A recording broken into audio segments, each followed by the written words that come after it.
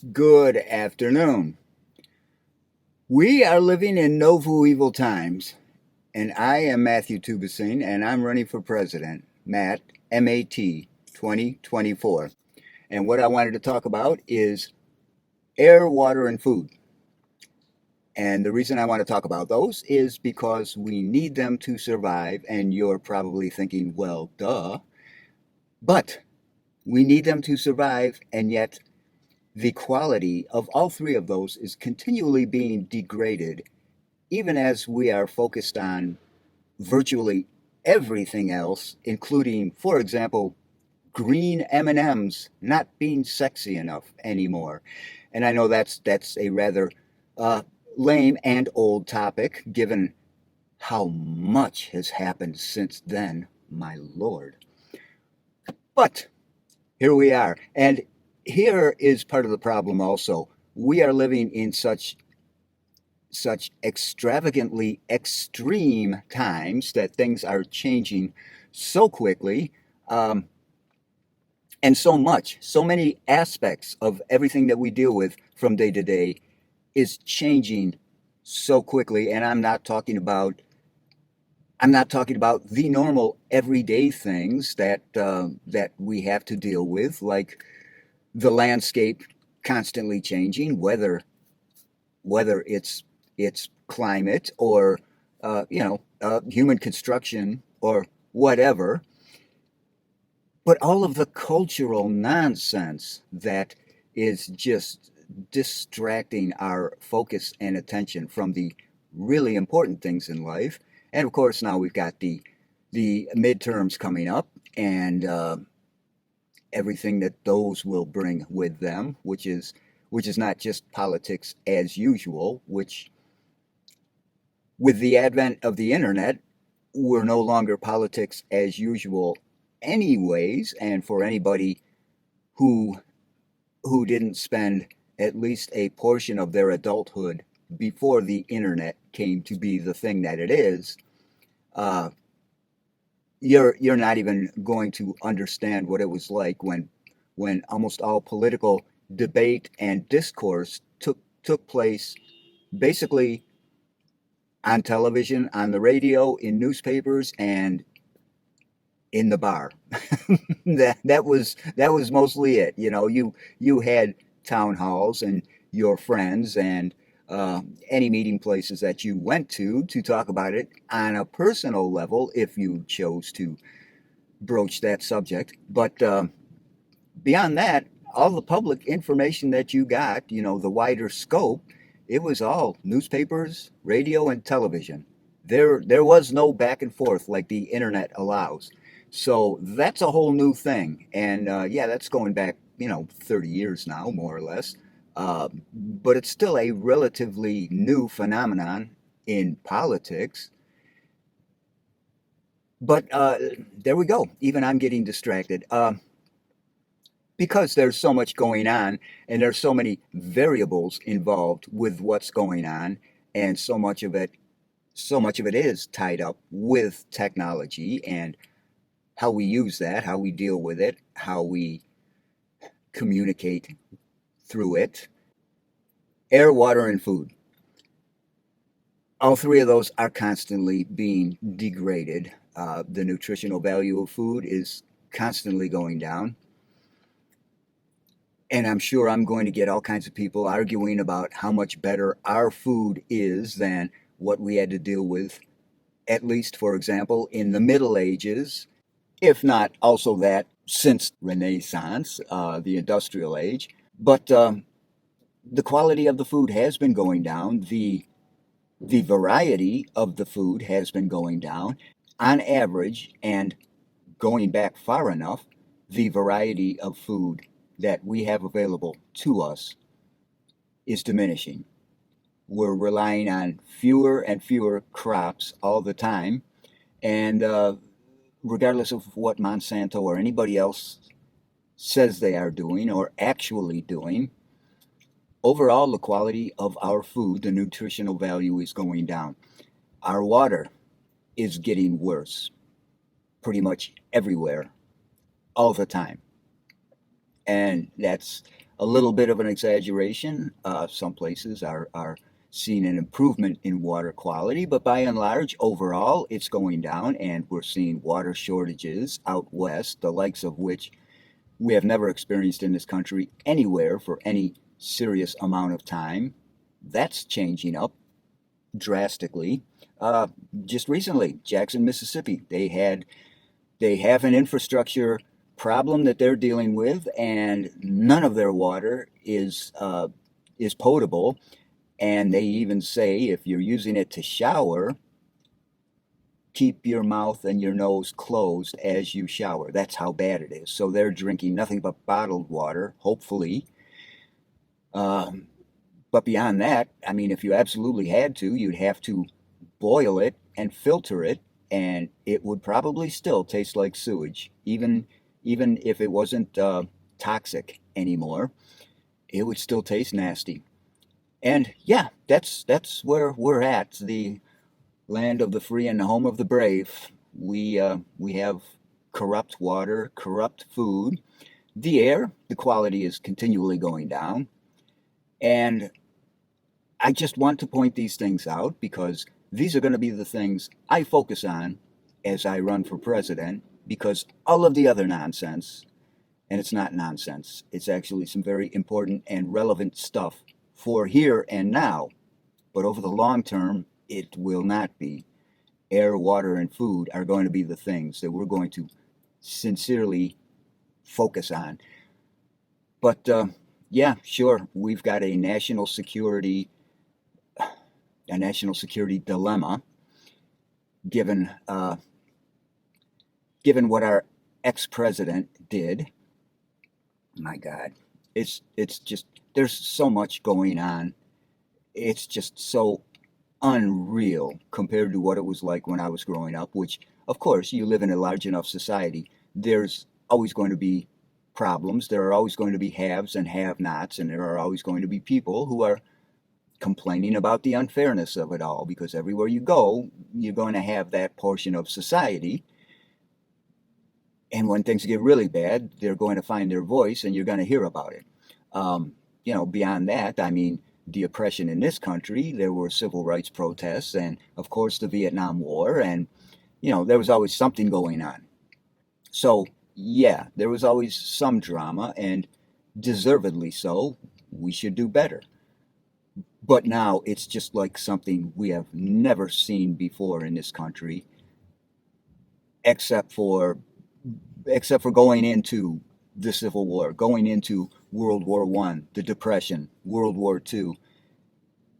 This nationwide insanity is seriously like something we have never dealt with before.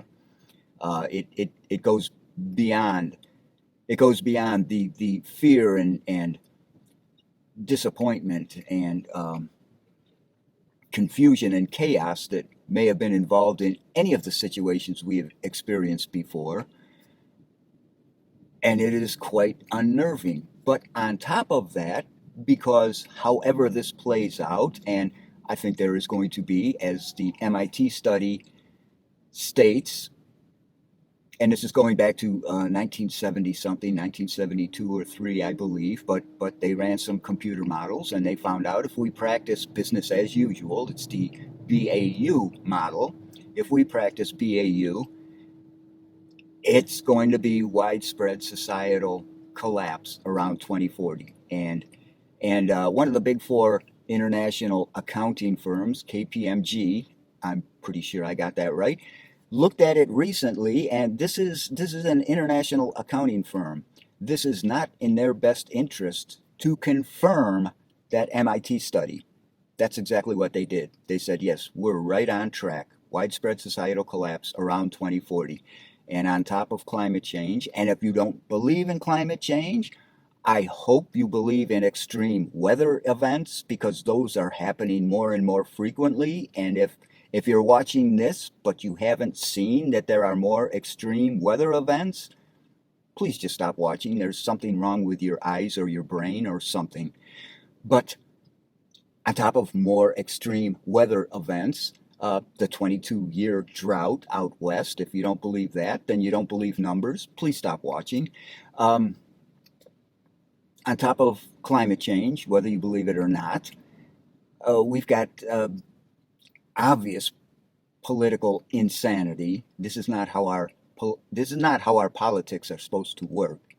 And as I'm hoping most of the people here are libertarians, that you would sincerely agree with me that the two-party system just was not a good idea to begin with, even though that wasn't the idea before it became the two-party system. That's what it became and has stayed for, well, almost going back to the beginning.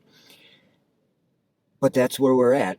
And as flawed as it was before, it is only getting worse and it's accelerating. As with everything else, and that's part of the problem, it is accelerating. We are seeing a flattening of the birth rate. It is pretty much plateaued, so that means it will soon drop because, the less children you have, when they grow up to childbearing age, well, there's less of them. It's just going to continue. It can only go up so far and plateau for so far before it starts to drop. Sure, it could go up again if we had resources, but we're running out of resources. We have been living beyond the capacity of the earth to sustain that level of destroying resources. And here we are. We've destroyed enough resources for long enough that, well, there's so many people and there's only so many resources on a finite earth. We've hit that ceiling. Now there's nowhere to go but down. So, and if you don't believe any of that, just go to your store and look at the shelves and keep comparing week to week what those shelves are like, and try to harken back mentally what it was like before COVID-19, and even somewhat during and after. This is a relatively recent thing, around the time that Russia invaded Ukraine, but it's also tied up with transportation issues that we were having going back to COVID, and climate change. All that 22-year drought out west, where we get a lot of this nation's food, is going to have an impact sooner or later.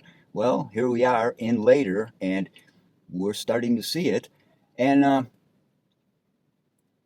it's just very, very disheartening what we're going to have to deal with unless we have already cultivated or are in the process of cultivating mental fortitude and flexibility, because you're going to need a lot of that given the changes that are coming down the pike. But with all those changes, there's only going to be more nonsense, the likes of which we already saw in 2021. The plague was not all that bad when you look at the percentage of people who actually ended up dying. Yeah, quite a few more than we would have preferred, but looking back at past plagues, like, the Black Death, where anywhere from a third to half of Europe died, we didn't even come close to that. And yet, given the low percentage of deaths, looking back, what was the worst part of that? Just how people responded. Fighting in the aisles of Walmart over something like toilet paper. If that's what they're like when toilet paper runs down, what is it going to be like when food runs down? And I'm not talking about what we're already experiencing, which is just certain items, and then they take what's left and spread it out so the shelf looks full. I'm talking about, you go into an aisle, and all the way down, the one side of the aisle is completely empty, all of the shelves, because that's what we're headed towards. And I'm not saying this to try to be dramatic or to fearmonger. What I'm trying to instill is a sense of awareness and a sense of the need to start preparing and focusing on the things that are important, because the potato heads and the green M&Ms and the books that need to be banned, and just all of it, no matter the level of import it might seem to have in your life right now, I guarantee you, come winter time, when you look back, you're not going to care about any of this nonsense, because when you're trying to figure out what am I going to do in the way of food for the next week, none of this stuff is going to mean anything. And that is where we're headed. And certainly not the wealthier, and certainly not the more prepared. But for most of the country, it's going to be very, very tough. This is a worldwide thing. This is not just us. This is a worldwide thing. And, there are imports and exports going on all the time. And we're part of that whole process. And that is becoming disrupted because countries that are poorer and less capable than us, just because of circumstances, are not able to export, uh, not able to import, meaning we're not sending stuff over for their starving people. We're going to see refugees all over the place around the world. Look at Sri Lanka. What are those people going to do? They either have to leave that country or starve. Those are the choices. That's basically that whole country. So it's going to be a lot of uproar. There's going to be a lot of change. And you have to prepare yourself psychologically for how crazy things are going to be compared to even how they are now, which is crazy compared to how things were just recently. So, it's all escalating. But on top of that, you need to start paying attention to air, water, and food. So I'm not going to give you any advice about those in this video, except to be aware of what's coming down the pike and start preparing. And we'll get more in depth to what we can do regarding those three things. But I think I will leave you with this anyways.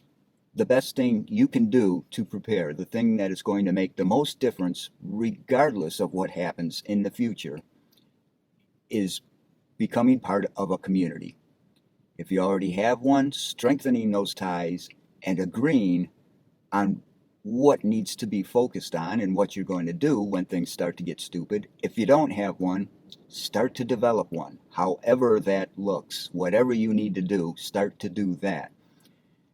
Having others, like-minded others, who are preparing themselves materially and psychologically for how stupid and sideways things are going to get rather quickly, the more of that you have in your life, the better you will be when things get stupid and go sideways, which they will. So this isn't about fear-mongering. This is about just developing what you need tool-wise, mentally, spiritually, materially, for when things get stupid. And let's face it, we're human. We can deal with a lot of crazy, drastic stuff. Just look at history. A lot of crazy, drastic stuff has happened. People have pulled through. Even in this country, just talking about the Great Depression and the Dust Bowl, which went along with it. Those were some hard times. And sure, a lot of people suffered grievously. But even among those people, a lot of them made it through, and here we are. So we're going to have to do the same. We're just going to have to accept the way things have been are no longer. We're not going back to that, and we're going to have to figure all that out. So winter is coming. This one will be long. Gird your loins. Again, thank you for watching, and if you didn't watch, well, what's wrong with you, man? All right, talk to you soon.